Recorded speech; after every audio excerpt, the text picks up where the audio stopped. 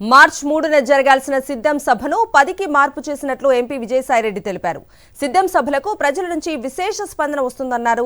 రానున్న ఎన్నికల్లో 175కు 175 స్థానాల్లో విజయం సాధిస్తామని ఎంపీ విజయసాయిరెడ్డి ధీమా వ్యక్తం చేశారు. బాపట్ల జిల్లా కురసపాడు మండలం పి గుడిపాడు వద్ద నిర్వహించే సిద్ధం సభకు ఏర్పాట్లు చేస్తున్న సభా ప్రాంగణాన్ని విజయసాయిరెడ్డి పార్టీ నేతలతో కలిసి పరిశీలించారు. సిద్ధం సభలు ఎక్కడ జరిగినా ప్రజల నుంచి మంచి స్పందన వస్తోందని, 10న జరిగే సభకు 15 లక్షల మంది హాజరయ్యేలా 100 ఎకరాల్లో సభా ప్రాంగణాన్ని సిద్ధం చేస్తున్నామని ఎంపీ విజయసాయిరెడ్డి తెలిపారు. మరో 100 ఎకరాలు కూడా సభా ప్రాంగణానికి ఆనుకొని అందుబాటులో ఉన్నాయన్నారు. గత 3 సభల కన్నా ఈ సభ గత రాప్తాళ్ళలో 1 మిలియన్ అంటే 10 లక్షల మంది హాజరు కావడం జరిగింది. ఈ సభకు 15 లక్షల మంది హాజరవుతారని అంచనా వేస్తున్నాం.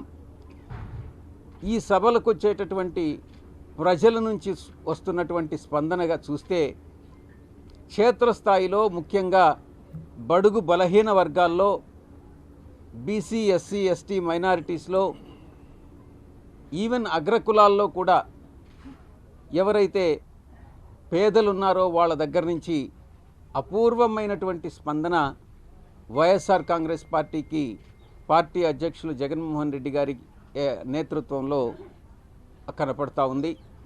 బాపట్ల, గుంటూరు, పల్నాడు, ప్రకాశం, నెల్లూరు, తిరుపతి జిల్లాలకు చెందిన ప్రజలకు 10న జరిగే సిద్ధం సభకు హాజరవుతారని విజయసాయిరెడ్డి తెలిపారు. ఈ సభలో ముఖ్యమంత్రి వైఎస్ జగన్ రాష్ట్ర ప్రజలకు అందిస్తున్న సంక్షేమ పథకాల గురించి వివరిస్తారన్నారు. రాష్ట్రంలో ప్రకటించకుండా ఉన్న నియోజకవర్గాల్లో అభ్యర్థులను సిద్ధం సభలో సీఎం వైఎస్ జగన్ ప్రకటిస్తారని విజయసాయిరెడ్డి తెలిపారు.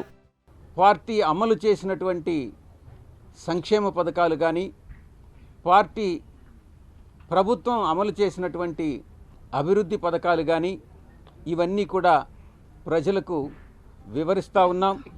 ఈ సభలో కూడా వివరించడం జరుగుతుంది.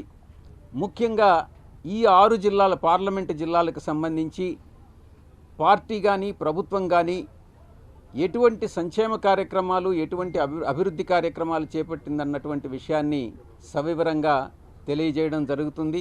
మేనిఫెస్టోపై కసరత్తు జరుగుతోందని, అతి త్వరలోనే ప్రకటిస్తామన్న విజయసాయిరెడ్డి ప్రజల స్పందన చూస్తూ ఉంటే రానున్న ఎన్నికల్లో అన్ని స్థానాల్లో వైఎస్ఆర్సీపీ గెలుపొందడం ఖాయమని తెలుస్తోందన్నారు.